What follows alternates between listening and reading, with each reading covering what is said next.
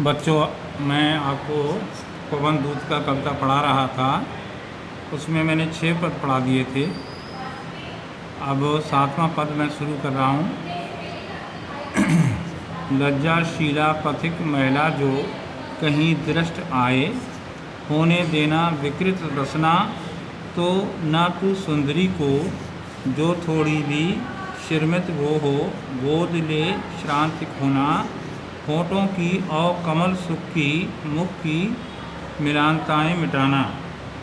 अब इसका मैं व्याख्या कर रहा हूँ। यदि मार्ग में तुझे कोई लज्जाशीला स्त्री दिखाई दे, तो तू उसके वस्त्रों को मत उड़ाना।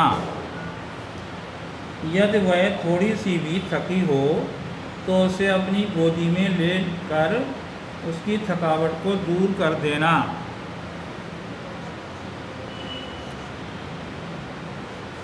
आगे चलें। कोई किलांता, हाँ, होठों को और कमल मुख की मिलानताएँ मिटाना। उसके होठों तथा कमल जैसे मुख की मलिनता को अपनी शीतलता से दूर कर देना। कोई क्रांता कृषक ललना खेत में जो दिखावे, धीरे धीरे परस उसकी क्रांतियों को मिटाना। यदि खेत पर कोई थकी हुई किसान स्त्री दिखाई दे, तो धीरे धीरे उसका स्पर्श कर उसकी सारी थकावट को दूर कर देना। जाता कोई जलद यदि हो व्योम में, तो उसे ला छाया द्वारा सुखित करना तप्त भूतांगना को। यदि आकाश में कोई मेघ का टुकड़ा जा रहा हो, तो उसे उसके ऊपर लाकर छाया कर देना, जिससे उस स्त्री की शीतलता, उस स्त्री को शीतलता प्राप्त हो। अब आते हैं नेक्स्ट पर। जाते जाते पहुँच मथुरा धाम में, उत्सुकता हो न्यारी शोभा बर नगर की, देखना मुग्ध होना। राधा पवन से कहती है, मथुरा नगरी की शोभा अद्भुत है। वहाँ पहुंचकर तुम स्वयं ही उसकी सुंदरता को देखने के लिए लालायत हो जाओगी। तू होवेगी चकित लग के मेर से मंदिरों को, आवा वाले कलश जिनके दूसरे अर्क से है। किंतु ऐसे में तुम अपनी उत्सुकता पर रोक मत लगाना, अपितु नगरी की अनुपम शोभा को देखकर उस पर मुग्ध होना। तुम सूर्य के समान चमकते हुए कलशों से युक्त सुमेरु पर्वत जैसे ऊंचे ऊंचे भव्य मंदिरों को देख विस्मित रह जाओगी। देखे पूजा समय मथुरा मंदिरों मध्य जाना, नाना वाद्यों मधुर स्वर को की मुग्धता को बढ़ाना। किंवा लेके रुचिर करके शब्दकारी फलों को धीरे धीरे मधुर रस से मुग्ध हो बजाना।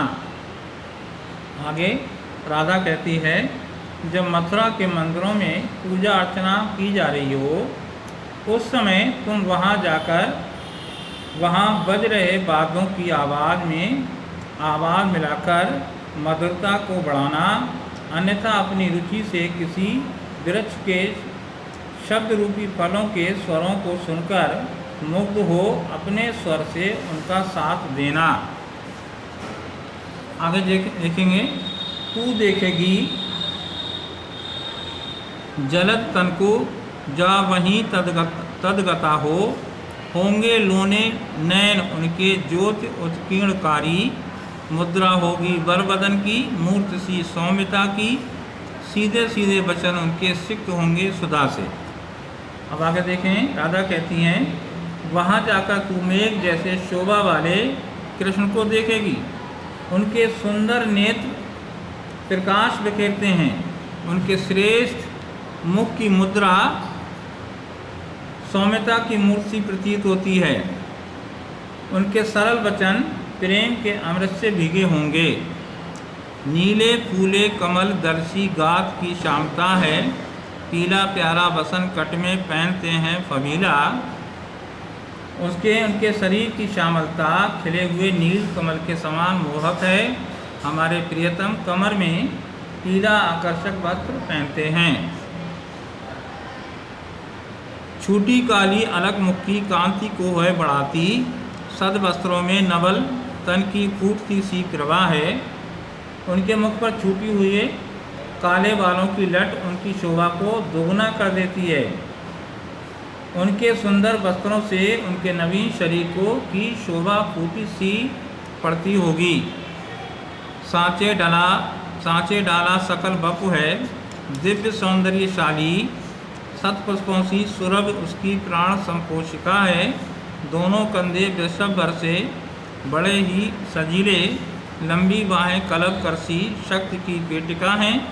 सांचे डाला राधा प्रबंध से कहती है, उनका सारा शरीर ऐसा सुगठित मानो सांचे में डाला गया हो, उसमें स्वर्गीय सौंदर्य फूटा पड़ता है।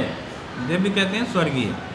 सतपसोसी सुरभि उसकी प्राण संपोषिका है, उसके शरीर की सुगंध फूलों की सुगंध के समान है और प्राणों को शक्ति प्रदान करने वाली है। दोनों कंधे वृषभ भर से बड़े ही सजीले, उनके दोनों कंधे श्रेष्ठ बैल के कंधों के समान बहुत ही आकर्षक हैं। लंबी बाहें कलब करसी शक्ति की पेटिका हैं, उनकी बाहें हाथी की सूंड के समान लंबी तथा शक्ति की पेटिका के समान हैं। अब अगली वीडियो में देखेंगे।